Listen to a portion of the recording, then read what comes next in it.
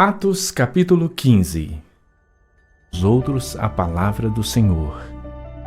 E alguns dias depois disse Paulo a Barnabé: tornemos a visitar nossos irmãos por todas as cidades em que já anunciamos a palavra do Senhor, para ver como estão.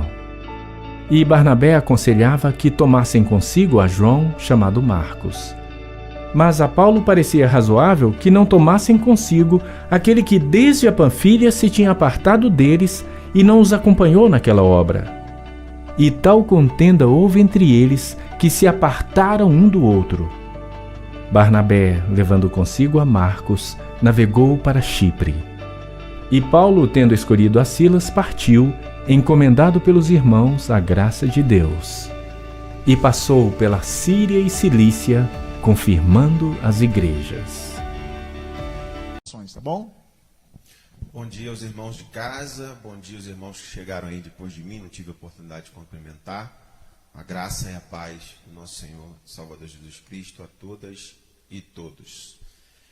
Bom, vocês perceberam aqui nessa introdução que o pastor trouxe para a gente, e na própria leitura do texto, que há um tema central nesse trecho do capítulo 15, que é a discussão e a separação de Paulo e Barnabé. E é importante a gente dizer que Barnabé foi uma figura extremamente importante para introduzir Paulo na igreja e na liderança da igreja. Porque existia no início, por parte da liderança da igreja, uma resistência ao ministério de Paulo. Tanto que ele tem um capítulo, se eu não me engano, de Coríntios, me foge agora a memória, que ele tem que fazer uma defesa do seu apostolado, né? E Barnabé é uma pessoa muito importante no ministério de Paulo. E eles têm essa questão entre eles aí. Eu fui dar uma pesquisada para tentar entender as razões dessa briga, dessa discussão, como o pastor aqui citou a versão da Bíblia de Jerusalém, né? Violenta discussão. Então, uma discussão acarolada, né? Com muito calor. E então tem duas linhas da historiografia do Novo Testamento que tentam buscar uma razão para essa discussão. Tendo como ponto central, personagem central dessa separação de Paulo e Barnabé, João Marcos. E vocês vão entender por que ele é a figura central, segundo essas duas linhas da historiografia do Novo Testamento. A primeira é que traz a ideia de que a gente está sempre falando aqui que nós cremos que tudo que chegou até nós enquanto cânon do Novo Testamento é ação do Espírito Santo trabalhando para que esses relatos chegassem até nós como cânon sagrado, tá? Então, essa linha historiográfica entende que o Espírito Santo ele quer deixar uma mensagem para nós. A primeira razão que esses historiadores do Novo Testamento dizem é a ideia de que os apóstolos eram seres humanos falíveis, suscetíveis a erros, aos sentimentos humanos, como eu e você. Quebrar aquela ideia de uma idolatria que às vezes se tem dos apóstolos. Não. Eles eram seres humanos como eu e vocês, que às vezes brigam, né? Que às vezes se desentendem. Não é assim na família, com os amigos? Às vezes a gente se desentende. Às vezes a gente é injusto. Às vezes a gente busca os nossos próprios interesses, as nossas conveniências em detrimento de algo maior, como é o caso de Marcos, que na busca dos seus interesses abandona Barnabé e Paulo no momento onde a perseguição estava mais forte, apedrejamento, ameaça de morte. E aí Marcos vai, não, vou ficar por aqui mesmo, não vou acompanhar esse negócio não, tá? O negócio, o bicho está pegando aqui, vou ficar por aqui mesmo. Ou então a gente age como Paulo, né? Com um rigor excessivo. Aqui esse rigor de Paulo, né?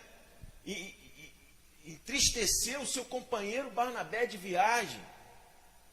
Ou então uma espécie de um partidarismo de Barnabé. Então essa é a primeira razão que essas duas linhas que eu pesquisei da historiografia do Novo Testamento tenta explicar essa questão entre Paulo e Barnabé. Ou seja, são falhas humanas que todos nós podemos cometer e que os apóstolos e os discípulos de Jesus eram seres humanos suscetíveis a erros como eu e você. A segunda é a ideia de que, e aí a gente, para entender a segunda, a gente precisa retornar à aula anterior, como o pastor falou aqui na introdução. Era claro que existiam dois grupos dentro da igreja. Os judaizantes, que tinha como polo central a igreja de Jerusalém, e aí vem o pulo do gato para a gente entender por que Marcos está no centro dessa desavença. A casa de Marcos era uma referência, era um polo de encontro, de reunião da igreja de Jerusalém. Tanto que em Marcos capítulo, Atos 12, quando Pedro estava preso, a igreja, os apóstolos estavam na casa de Maria, mãe de João Marcos, orando pelo apóstolo que estava preso. E Marcos, toda essa historiografia relata uma ligação muito forte, um envolvimento, uma aproximação muito maior de Marcos com esse grupo de judaizantes, dentro da igreja, que o pastor falou aqui na introdução. Que era esse grupo? Eram aqueles irmãos que tinham, e apóstolos, sobretudo, vamos colocar aí a figura de Tiago, porque você vê no texto anterior que Tiago, ele aceita, mas mas tem que continuar aqui, não comendo carne com sangue. Ele faz para agradar ali o pessoal dos judaizantes. Ele não rompe de vez. Pedro também ficava meio lá, meio cá. Então, esse grupo de Tiago e Pedro era onde Marcos estava mais próximo. E muito provavelmente, nessa viagem de Paulo deve ter percebido essa característica de João Marcos. E aí, esse grupo judaizante era aqueles que tinham dificuldade de aceitar os gentios, a mistura da igreja entre os judeus. Então, eles acreditavam que devia ter uma separação. E aqui a gente então vai entender por que Paulo e por que o Espírito Santo vai conduzir a essa separação de Paulo de Marcos. Por quê? Estava claro que era a intenção do Espírito Santo que o ministério de Paulo, porque a característica da missiologia paulina era a graça e o rompimento com a igreja judaizante. E aí então o Espírito Santo ele meio que conduz essa separação de Paulo e Marcos, e Paulo então leva Silas junto com eles, e a gente então vê a partir daí o protagonismo da missiologia paulina na história da igreja primitiva. Então você vê que a partir daí esses personagens da igreja de Jerusalém vão ficando apagados no cânon do Novo Testamento, e a gente vê a figura, até numericamente a gente percebe o protagonismo de Paulo. Se a gente pegar as quantidades de epístolas do Novo Testamento, a gente tem a grande maioria dessas epístolas que chegam até nós como cânon, que o Espírito Santo traz até nós as epístolas de Paulo. Então, basicamente, tem essas duas explicações. As duas são razoáveis para mim. Né? Podem se complementar. E se complementar. É esse ensinamento de que, olha, os apóstolos são seres humanos como eu e você, e que realmente precisava que essa ênfase Paulo, e que Paulo assumisse esse protagonismo, e essa igreja judaizante que eu gosto de chamar, como a gente podia entender o que é esse grupo hoje? Porque esse grupo ainda existe hoje, meus irmãos, na igreja, né? Que eu poderia chamar de conservadores, né? E essa missiologia paulina é uma missiologia que a gente pode chamar, num termo mais contemporâneo, de uma missiologia progressista, porque é a missiologia que rompe com o judaísmo. E o que seria conservadores, para concluir minha fala?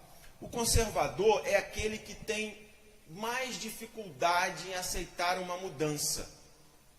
Não que o conservador não aceite, mas ele quer verificar mais, ele tem mais resistência, quer certificar mais, ele tem mais relutância para isso. Para dar um exemplo prático, a gente estava aqui no sábado na sexta-feira, fazendo a contabilidade da igreja, e depois a gente ficou conversando ali, eu, Paulo, irmão, lá, e a gente estava falando sobre essa questão das transferências que é feita hoje, né? Eu estava contando para os irmãos que eu não oferto mais as quantias maiores em dinheiro aqui no Gasofilácio. Eu faço um Pix, né? Porque eu acho que quanto menos dinheiro vivo na igreja, menos risco a igreja corre, né? Então tem essa questão prática, que para mim é rápido, e também tem essa questão de que a gente tem muitos exemplos de igrejas que foram assaltadas, né? Tiveram furtos e roubos, porque tinha muito espécime. Então, quanto mais irmãos começarem a adotar essa prática, a gente vai estar correndo menos risco de estar com dinheiro vivo, em espécie, aqui dentro da igreja. Mas alguns irmãos vão ter resistência, porque não sabem lidar bem com a tecnologia. Mas isso aí tem muita fraude. Então esses irmãos que eu, no caso, seria um progressista nesse aspecto das transferências, entenderam? E esses irmãos que ainda preferem trazer o dinheiro em espécie, porque seriam os que a gente pode dizer de conservadores. Entenderam, irmãos? O que é um progressista? O que é um conservador? Então, basicamente, a gente tinha esses dois grupos dentro da igreja, e o que prevalece, graças a Deus, porque nós, como gentios, fomos beneficiados por esse grupo progressista, né, protagonizado na figura de Paulo, que leva, então, o evangelho se expande para todo mundo ali. Amém. Bom.